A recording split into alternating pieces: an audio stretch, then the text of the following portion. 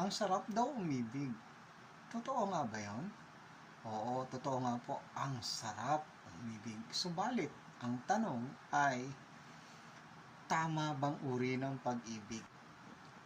Kung ang pag-ibig mo ay hindi nababase sa katotohanan ng salita ng Diyos, ay meron tayong malaking problema riyan.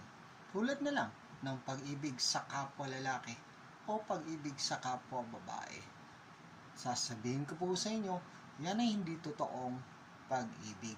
Kung ang pag-ibig ay nakabase lamang sa pag-ibig sa lalaki at sa babae, ibig sabihin, lalaki at babae na nag-iibigan, ay ito ang tamang pag-ibig.